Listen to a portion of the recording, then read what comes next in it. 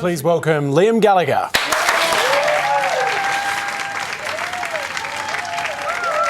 Liam, welcome. We know you've been playing live shows around the country. I'm interested to know, how do you decide which of the Oasis songs you play? Well, Rock and Roll Star, you've got to start a gig with Rock and Roll Star, let everyone know what's going on, and then that's got to be followed quickly by Morning Glory, and then I reckon some might say Slide Away, they kind of fit in and that, but I mean, I'll change it up again now after, in 6 months' time, I'll probably change the set again, but always got to start with Rock and Roll Star, for sure. I know Robbie Williams has said your new song, For What It's Worth, is the best thing you or your brother have written for 20 years. I know there's been some bad blood with Robbie Williams in the past. Would you ever do a duet with him, do you reckon? Nah. Why not? I just don't think it'd be very good. Liam, you strike me as a man that's gone hard for many years. What's a Liam Gallagher after party look like these days? Do you know what, man? I've been behaving myself on this tour and that, so hence that's why it's got pretty good and that. It's been good and that because I've not been going in the bars and drinking and doing all the other stuff. But I've got 2 weeks off in a couple of days, so I'm going on holiday. So it was good, man. We'll be ripping it up then. You're now a dad of 4 wonderful children. What parenting lessons do you have for them? Is it do as I say and not as I do? I haven't got a leg to stand on, have I, really? No. You know what I mean? When it comes to drugs, I go, listen, don't be doing drugs. And they'll go, well, you know, what about this? And I'll say to the boys, I say, don't be arguing with your brother. And they'll go, yeah. And I'll say, don't be treating the girls bad and all that. And they go, well, yeah. So it's a lot of hand pointing in and going, oh, you know what?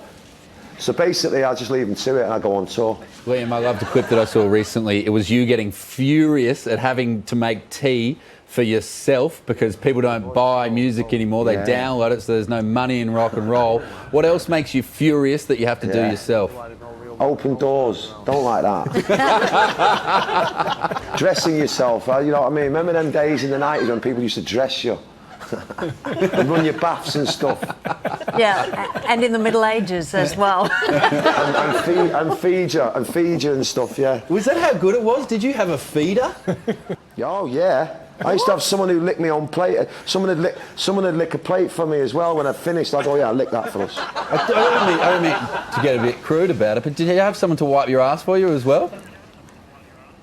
Yeah. I still got someone to do that.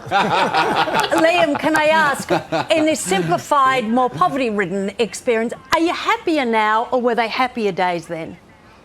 Oh, no, I'm happier. I was happy then and I'm happy now, you know what I mean? Obviously, you have a few little things where, that, you know, the wheels fall off that make you unhappy, or you get yourself into a few situations where life's not so good and that. But overall, it's been good, man, you know what I mean? Liam, late last year there was a bit of communication on Twitter with your brother Noel. Did you end up catching up over Christmas? Didn't catch up with him over Christmas, didn't catch up with him last Christmas, not caught up with him over Christmas for about 15 years. He goes to see me mum and then we sort of share me mum. I'll have her next Christmas.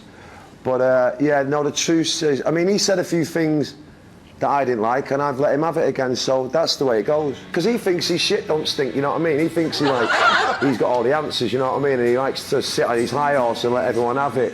So I like to point out a few little silly things he's done, you know what I mean? So yeah, I'm watching him.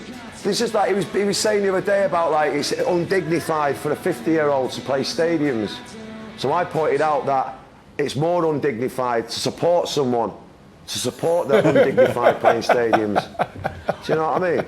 Just little things like that. Liam, was there a significant event that turned you two against each other, or is it something that's been there since birth? I think, well, obviously he's the middle child, innit? So when I come along, I just took all the glory. I took the glory, you know what I mean? Yeah. I think it could have been that, yeah. Who'd win in the fight? I'd eat him alive.